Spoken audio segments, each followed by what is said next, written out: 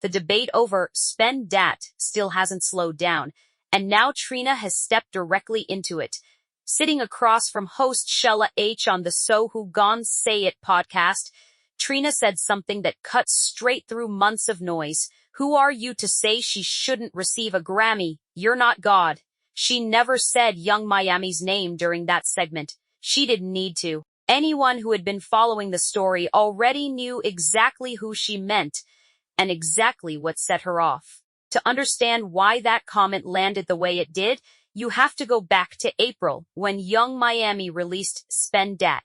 The record, produced by Jay White Did It and co-written with Akil King, Morris Simmons and Ronnie Wright, built on momentum she had already picked up from earlier singles, Tea Time and News Flash. The song leaned into luxury and independence, built around lyrics about scamming and stacks of cash that turned it into a Miami club staple almost C-pull. Immediately, the Supo Supreme directed music video matched that same energy, staged inside an opulent strip club with visual nods to the 1998 cult classic, The Players Club, and pulling in cameos from Nene Leakes, Trick Daddy, Ball Greasy, and Trina herself. That last name matters more than it might look at first. Trina isn't just a guest star in the Spend Dat video, she's family. In an earlier sit-down with the Shade Room, Trina explained that she grew up alongside Young Miami's mother, Kenya, who used to get her hair done at Trina's mother's shop, back when they were all part of the same Miami circles. That's all you do is keep winning, because once you are winning, people are going to come from out of a crap's ass. Kenya later made Trina her daughter's godmother, and Trina has watched Carisha Brownlee grow from a sassy, full of character kid into the artist she is today. So when Trina speaks about Spend Dat, she isn't weighing in as an outside observer. Yeah. Music and social norms, right? Our attitudes and behaviors about things. She's speaking as someone who has known Young Miami her entire life and who has spent more than 2 decades absorbing the exact kind of criticism now being aimed at her goddaughter. The song climbed for weeks before any organized pushback formed.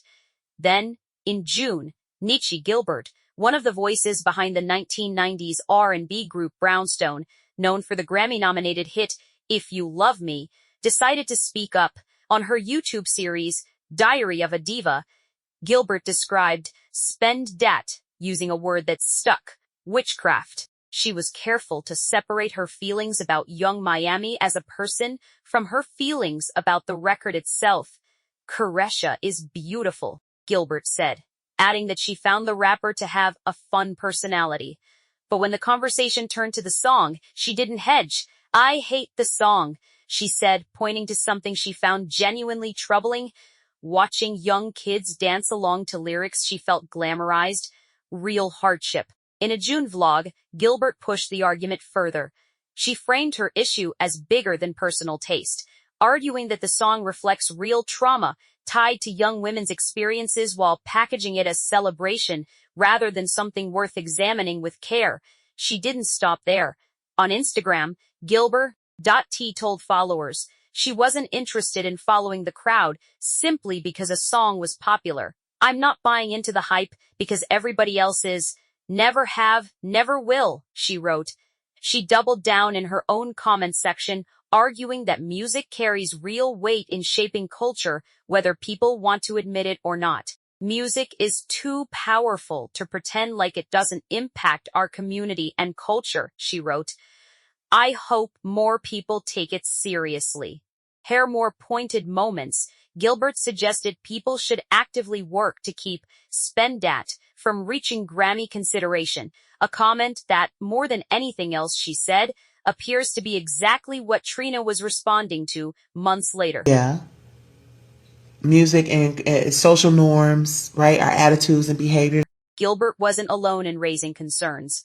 Around the same stretch, singer India.Ari responded to a social media post encouraging a boycott of the song, suggesting its runaway popularity revealed something uncomfortable about where the culture currently stands. Ari later clarified that she never personally called for a boycott, but stood by her belief that the song's mass acceptance pointed to a bigger truth worth examining, while acknowledging that everybody's gonna make the choices they want to make. The response from Young Miami's corner came quickly and from multiple directions. Trick Daddy addressed the backlash directly during an Instagram Live on July 2nd, defending Young Miami and pushing back on what he viewed as unfair piling on. LisaRaye also weighed in publicly around the same period, adding her voice to a growing list of established Miami and hip-hop figures who felt the criticism had gone further than the song itself warranted. LisaRaye had already gotten attention online for taking part in the Spend Dat dance challenge herself. Fans picked up the fight too.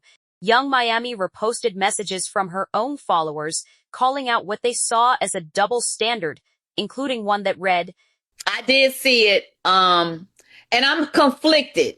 Why? I'm conflicted because I don't believe in the words of the song. "You gotta be old."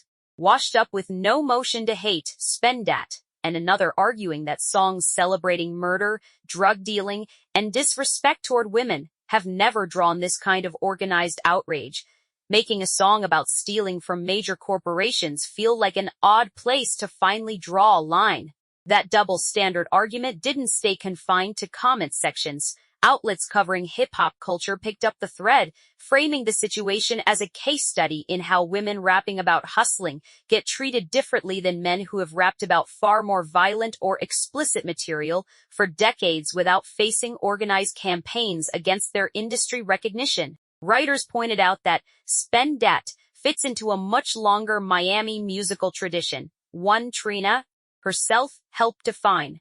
Trina built her career on records that put her sexuality and her hustle front and center, all while making clear she considered herself as much of a boss as any man in the room. Her catalog has stayed relevant for more than 2 decades precisely because of that refusal to soften her message, and cultural commentators have drawn a direct line between that legacy and the bravado running through Young Miami's record. All of that context is what makes Trina's podcast comments land the way they do. She didn't just defend the song, she questioned the entire premise behind the criticism. "It doesn't matter if you don't like it.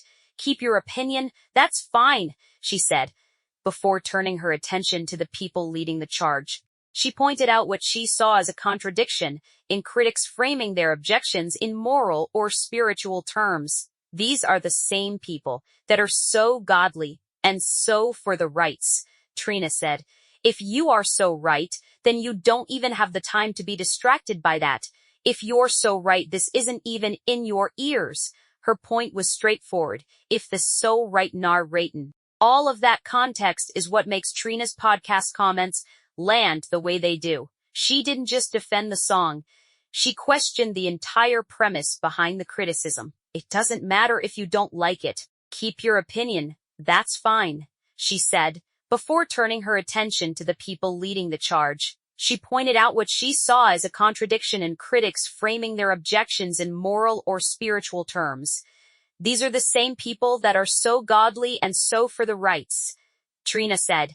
"If you are so right, then you don't even have the time to be distracted by that. If you're so right, this isn't even in your ears." Her point was straightforward. If the loudest critics were as focused on their own values as they claim to be, a rap song wouldn't be occupying so much of their attention in the first place. She closed the thought by stripping the whole controversy down to its most basic fact. She's just making music. That's the only thing she's doing. Nothing else. From there, Trina shifted from defense into something closer to mentorship. She encouraged her goddaughter to keep moving forward and to tune out the commentary altogether. "Continue to win, Young Miami. Continue to grow. Continue to flourish. Continue to live your dream. Live out fully what you've got in this game to do. Stay humble and just keep living your life," Trina said. Out something critics conveniently leave out. That plenty of the same people debating Spend Dat's merit were dismissing Young Miami's earlier singles just months earlier, right up until those songs became inescapable on the radio. In Trina's eyes, that pattern says more about the critics than it does about the artist. The timing of Trina's comments lines up with a stretch where Young Miami has been unusually open about how public criticism affects her personally. In a conversation with Nessa on HOT 97, Young Miami discussed the Spend Dat rollout alongside a broader conversation about feeling counted out in the music industry, the comments that have genuinely hurt her, and how she leans on her children during difficult stretches. She also addressed a separate viral moment involving a DJ that drew backlash earlier in the year, explaining why she ultimately apologized.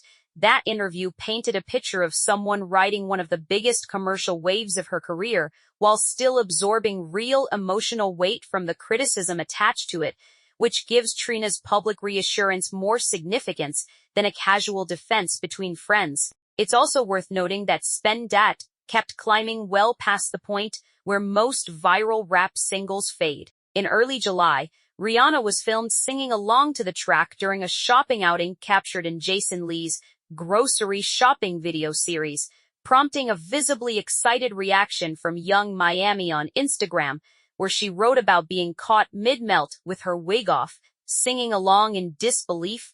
Trina and producer Jermaine Dupri both showed up in the comments with celebratory emoji reactions, underlining just how tightly connected Miami's veteran rap scene remains behind the scenes, regardless of what plays out publicly.